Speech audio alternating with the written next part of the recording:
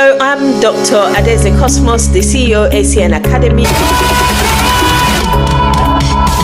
where we train, coach, and mentor international optometrists desiring to practice optometry in the UK, preparing them and creating in them that clinical competence, that confidence they need to be a qualified optometrist, UK ready.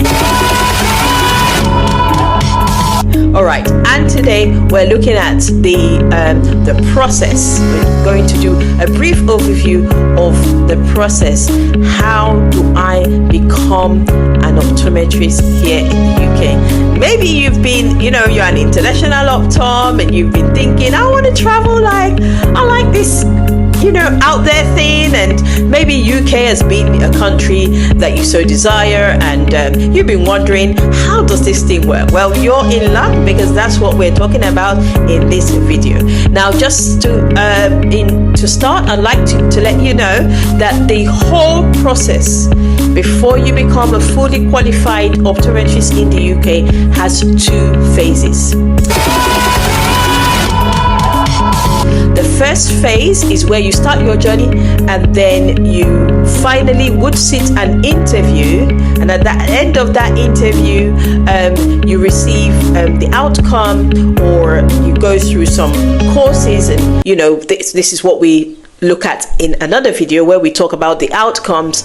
And then but the end of this phase 1 is where you are given a go-ahead to do your pre-registration year, and then that's the end of phase 1. And then your pre-registration year is your phase 2, and after that phase 2 you'll be receiving the qualification to become an optometrist. But just so you know, it's not too long, because when you finish your phase 1, your phase 2, you're already in the UK, you're working in the UK, you're earning money in the UK, you're being trained and supervised by an optometrist and other practitioners here in the UK, and then you move on to become a fully qualified optometrist, obviously GOC certified. And so in this video today, we are covering phase 1. And that is our major focus here in ACN Academy: equipping, coaching, mentoring, conducting mock interviews, providing the technical know-how, investigative techniques, competencies in order to get an international optometrist from where they are now to that confident, competent, UK-ready optometrist. First visit obviously is going to be to the GOC website, the General Optical Council, and that is the licensing body here in the UK. And when you get to that website, you're going to look for the overseas registration section, and you scroll down and you click on International Optometrist. And who is an international optometrist? An international optometrist is someone that has qualified outside the UK and Switzerland. So if you're in the UK and or Switzerland, then this particular phase 1 process does not apply to you. I'm just going to list the things, and then you can just see to ensure that actually you do qualify to start this process. Okay, so number 1, you should have done an undergraduate or graduated from a school of optometry with an optometry degree, and that could be done whether part-time or full-time. The timing does not really matter how long the courses lasted.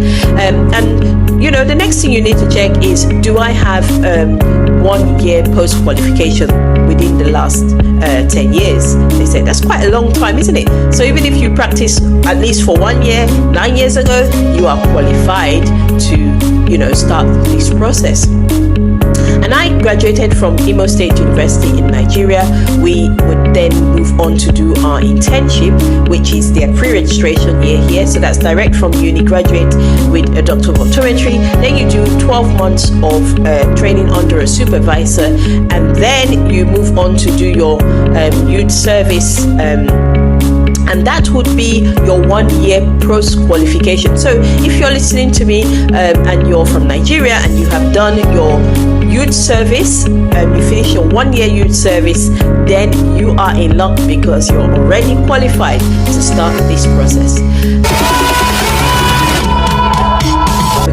then the next thing they desire of you is to do, or they require, it's not a desired yet, it's a requirement that you write the International English Testing System English exam. It's called the IELTS, and they expect that you get an overall of 7. And just to say that this exam has 4 components. You have the reading, speaking, the listening, and the writing, and they expect that you get no less than 6 in each of the bands. But when it comes to speaking to your patients, you're coming from, you know, an international community, they want to be sure that your patients can hear what you're saying, you are able to communicate your diagnosis or what is expected for the patient to do, and as well as not just the patient, that you're able to relate with other members of maybe the patient's family, you know, the team, or you know, your practice manager, you know, the optical assistants, and other professionals such as the orthoptist,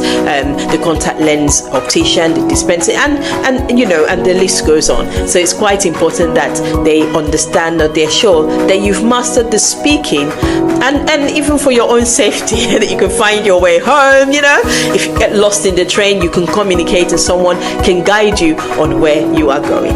Okay, so and those are what I would say the basics. So if you have all that in place, and some of us, you know, may not have the English exam in place, obviously, because you don't need that to practice in your country. But once you start to think about this process, that is the first thing you're going to do, IELTS. So once you've got that foundation, then you're ready. You go to the GOC website, and the first contact will be an assessment form.